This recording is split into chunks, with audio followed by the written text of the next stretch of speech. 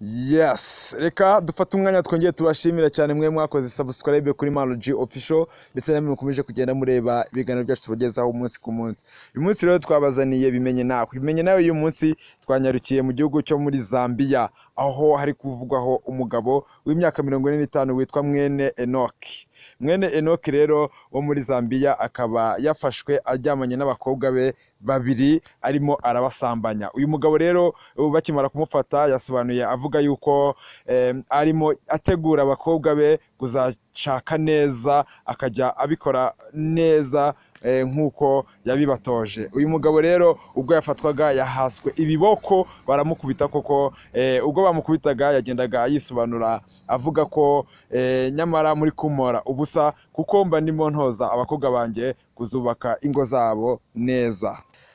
Abari aho bagomeje kuvuga ati twatangajwe n'uyu mugabo ufata abakobwa be akabasambanya ngo arimo arabategura, ndetse si bihuha kuko byavugaga yuko uyu mugabo afata abakobwa be ku ngufu.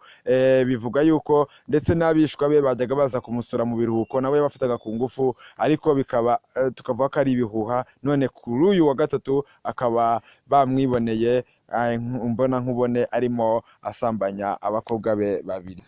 Aba bakobwa bo muri Zambia bakorewe ibyo, nabo ibinyamakuru byo muri Zambia byanditse ko aba bakobwa bari barabyumyeho nk'uko abagabo bo muri Zambia babigarutsweho. Bavuga yuko aba bagabo baho badakunda kubihakana iyo babibabajije, bavuga yuko baba barimo baratoza abakobwa babo kuzubaka ingo zabo neza. Mu by'ukuri ibi bintu ntago byaba ari byo bibaye ari byo, kuko muri cya gihugu cya Zambia abantu mwapfukama mugasenga, kuko ibi byaba ari mu bihe by'imeruka nk'uko Bibiliya zacu zibivuga, cyangwa se abizera Imana nk'uko babivuga. Ibi bintu ntago byaba ari byo, mujye musenga dukumire bitaragera mu bindi bihugu nk'uko muri Zambia bugarijwe n'ibi bintu. Aba bagabo rwose nimba ariko bameze bagire babicikeho, ntago ibi bintu byaba ari sawa. Yes, muri bimenye nawe rero y'uyu munsi reka twongere tunyarukire muri Ghana aho umugore witwa Rukaya Audu yishwe n'abagabo babiri bamuryoza ko yanze kubereka inzira igana ku rugo rw'uwitwa David kuri uyu wa kabiri mu gace ka Bauku mu gace ka Apa muri Ghana niho iyi nkuru yabereye. Itsinda ryitwa Concerned the Women of Bauku rivuga ko Rukaya yishwe n'abagabo babiri kugeza ubu batari bamenyekana. Radio Star FM yo muri Ghana ivuga ko nyakwigendera yabajijwe n'abamwishe niba yabarangira inzira igana ku rugo rwo kwa David iwe mu rugo, yanga kubarangira bahita bamwica. Ntiharamenyekana impamvu bashakaga kujya kwa David abo bagabo.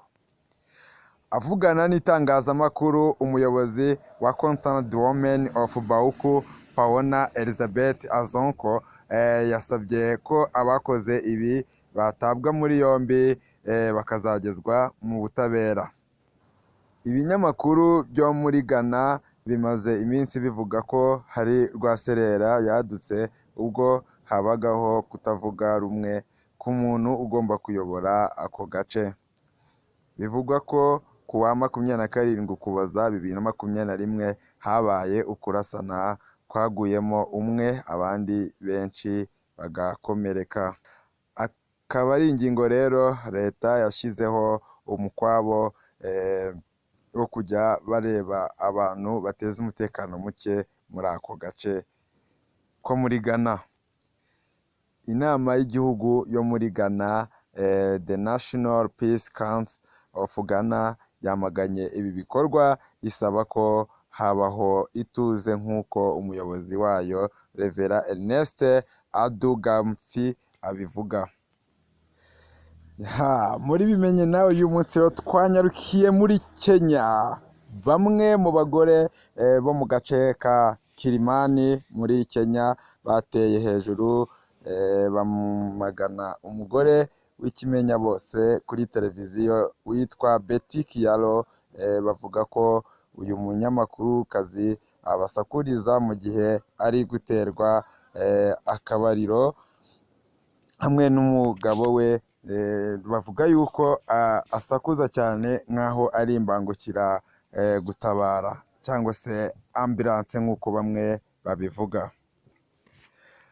Aba bagore mu itangazo bashyize hanze bavuga ko Kiyaro mu ijoro abasakuriza mu gihe ibyishimo byo mu buriri byamurenze, nyamara bo ntibagoheke.